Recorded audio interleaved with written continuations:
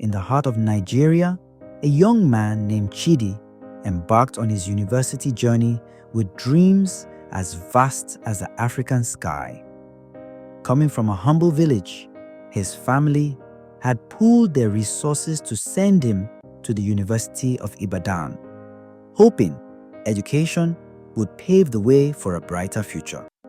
As Chidi settled into university life, he noticed that many of his peers owned mobile phones, essential tools for communication and academic purposes.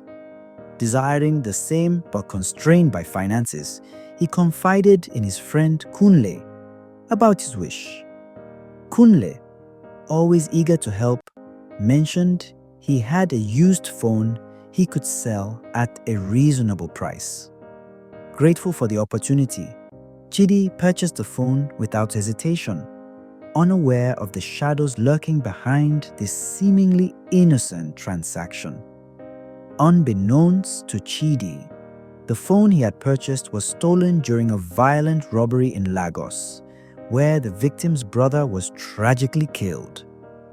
The bereaved family reported the incident, and the police initiated a meticulous investigation, tracking the stolen device's signal. Meanwhile, Chidi used the phone for his studies and to stay connected with his family, oblivious to the danger it carried. After a month of diligent tracking, the police traced the phone to Chidi. One evening, as he returned to his hostel, officers apprehended him, accusing him of possessing stolen property linked to a murder. Shocked and confused, Chidi tried to explain his innocence, but his words fell on deaf ears. He was arrested and taken to the police station for further questioning.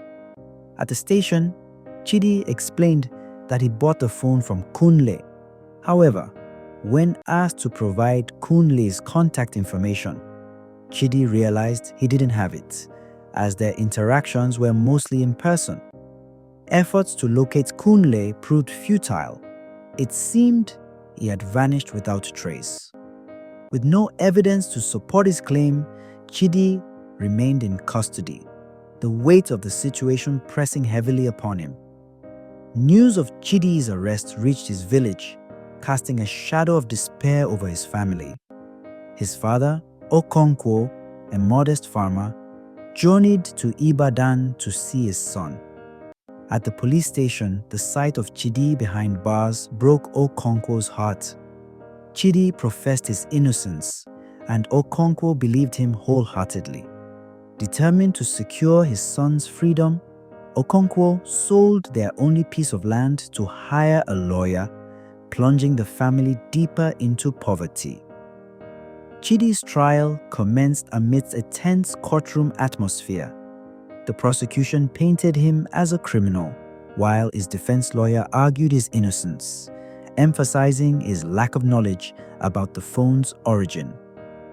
Despite the arguments, the judge adjourned the case for further hearings, prolonging Chidi's anguish and keeping his fate uncertain. As the trial dragged on, Chidi missed his second-year examinations, jeopardizing his academic future. His father's financial sacrifices seemed in vain as their hopes dimmed. Each court session ended with adjournments, deepening their despair and testing their faith. After multiple hearings, the court delivered its verdict. Despite the lack of concrete evidence linking Chidi directly to the robbery and murder, his possession of the stolen phone led to a guilty verdict. He was sentenced to life imprisonment, a decision that shattered his family and highlighted the flaws within the justice system. In prison, Chidi grappled with the harsh realities of incarceration. His father's health deteriorated due to stress and poverty, and the family's plight worsened. Despite the darkness surrounding them, Chidi clung to the hope that someday the truth would emerge and justice would prevail. A year into Chidi's imprisonment, the state governor visited the prison as part of a routine inspection.